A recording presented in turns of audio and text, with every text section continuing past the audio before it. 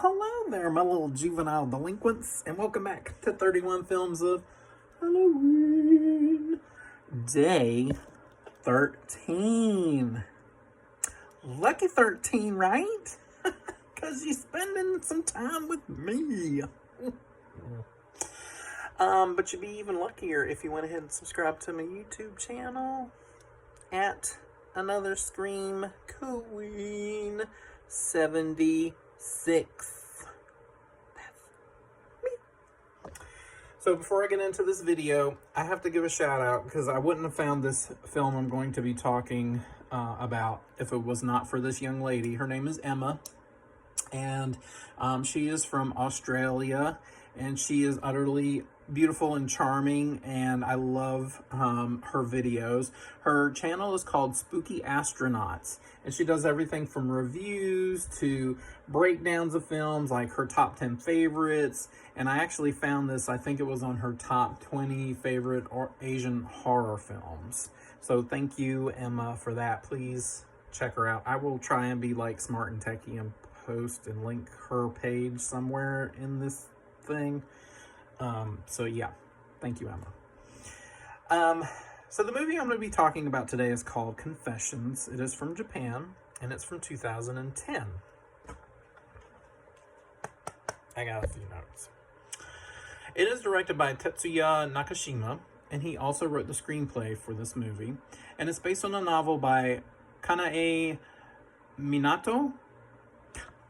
Y'all, I took 2 years of Spanish in high school. You think I'd be able to get these names to roll off my tongue, you know, like Meryl Streep does with any other accent, but that was like back in the 1920s. So before I start on this whole synopsis, this video might be shorter than the other ones. I say that and it's going to be 15 minutes long because I can't shut up. But I don't want to give any spoilers at all. This will be spoiler free, so the synopsis will be brief because you have to go into this like not knowing anything, which is what I did. And I think this is how it will have more of an impact on you as a viewer, because good googly moogly, this movie was, oh my God, there were like so many sweet baby Jesus moments in this movie. I was like, oh my Lord, what next? What next? I mean, it's twisted, like more twisted than Bikini Bottoms caught in a riptide. And that's twisted. But the basic premise of the movie is about this teacher, Yuko Moriguchi, and she is played by Takako Matsu. And the film opens up with her entering her classroom full of middle graders. And you know how middle graders are. They're a bunch of brats. They ain't got no couth. They're rowdy, they're loud, they're obnoxious. They got the attention span of a gnat. When she comes in, they're just finishing up their little milk cartons. That's important. But I'm not going to tell you why. But it is important. And she's trying to get their attention, but she's not working real hard at it. Her voice is very neutral. She's just very calm, like eerily calm.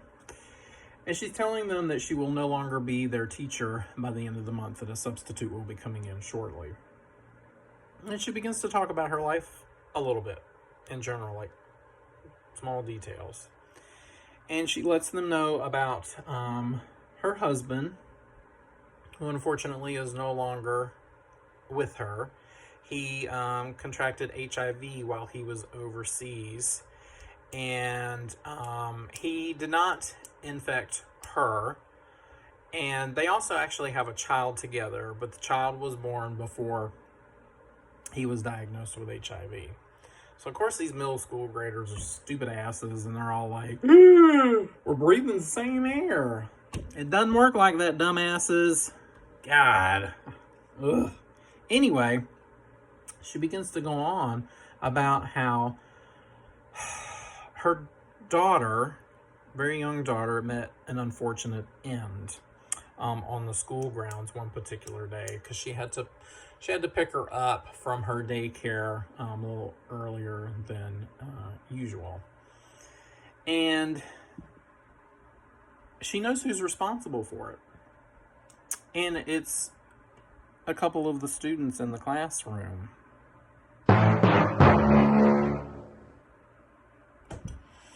And she refers to them as Boy A and Boy B. She gives out a few more details, and then there is a moment. This part's kind of like a prologue, and it goes on for about 20-ish, maybe almost 30 minutes. When she got to the end of it, I literally went, oh my God, like, that is so wrong. Like, so wrong. Like, beyond, oh, it's so wrong. So wrong. I'm not going to go any further than that. But this is a story about one woman's revenge.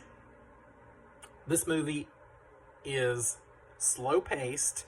It is methodical. It is deliberate. It is malicious. Like, it is vicious. If you are wanting a revenge story that's gonna like go snippety snap like that, kind of like Kill Bill or something, you're not gonna get it here. The movie is about an hour and 45 minutes long, and you have got to stick with it, because I'm telling you, the payoff, when I got to the end, good God bless, this movie messed me up, y'all. And it's got, and I wouldn't say it's like a traditional horror film. It kind of, it seesaws between thriller and the horrific, I guess. But the payoff, I just sat there for a while. I was like, God, I don't know what to do with myself. I'm just off verklempt.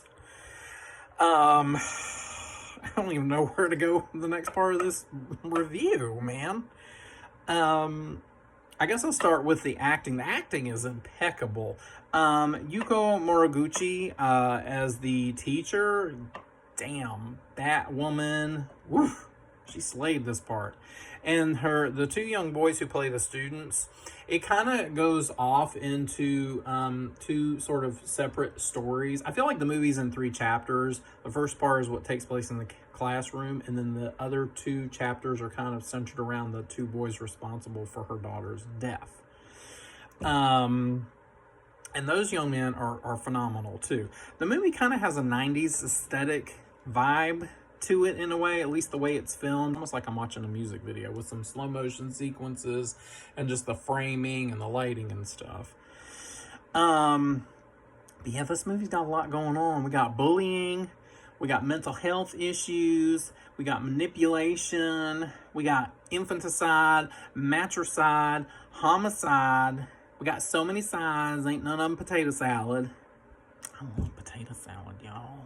It's my favorite side. More than French fries. Anyway, I digress. Definitely check out this movie. Whew. But be ready. I will not give y'all, hopefully, another heavy film like in a row after these last 2. I'm going to give this 5 pumpkins. Like, this is what I mean by hidden gem. I was not expecting this movie at all. It came out of left field. So flippin' good. Like, Lord of all the movies I've talked about so far, please check this one out. And until next time, y'all, until next time, I'm going to watch some Scooby-Doo or some Flintstones. I cannot with all this heaviness on my soul. But Lord, it made me forget my problems for almost 2 hours, that's for sure.